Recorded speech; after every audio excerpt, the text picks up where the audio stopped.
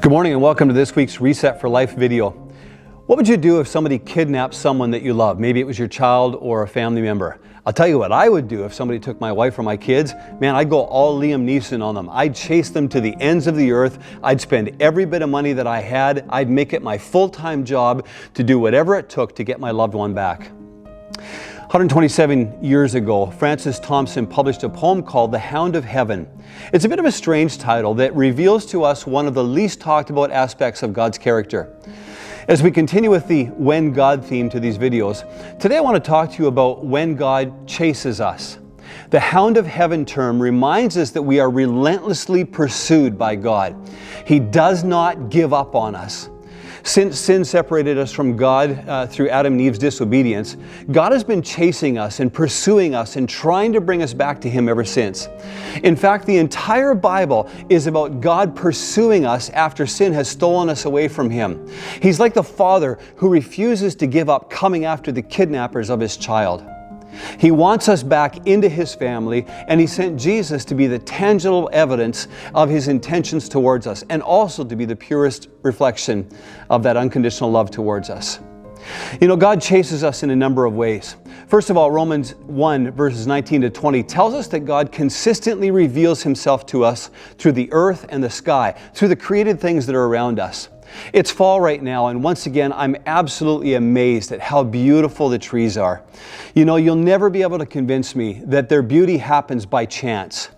If you've ever seen a mountain range or watched the waves on the ocean come into shore, these speak to the beauty and the creativity of God, and that He's revealing to us Himself through these things. He uses nature to get us thinking about Him, pursuing us with the beauty that is around us. Secondly, God pursues us by drawing us to Jesus. Jesus said in John chapter 6 verse 44, no one comes to Jesus except the Father draws them to Him. It's really interesting that in Romans 3:11, it reminds us that no one on their own is seeking God. So if we're going to ever find God, He needs to first make that move towards us, to pursue us. He draws us, or He pulls us into Himself. He gives us reasons to want to know more about Him. He draws us to Himself through the truth of the Bible, and it sparks an interest in us. He draws us to Himself by tugging at our hearts in moments of loneliness or heartache and despair. And He draws us to Himself through the life of other Christians as we hear and see what God is doing in their lives. Thirdly, God pursues us by coming to us.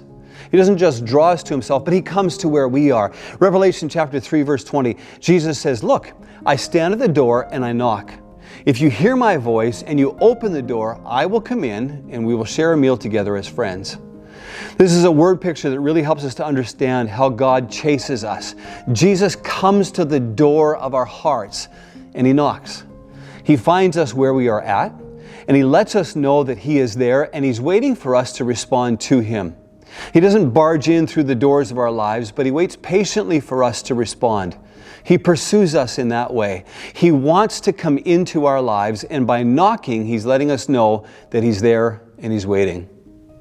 You know, there's an element at play here that captures the human heart. We all want to be loved. We all want to be wanted.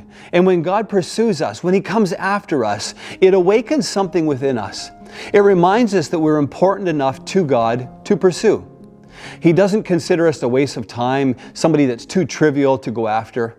Ultimately, He wants to reveal His extravagant love to us and bring us back to real living.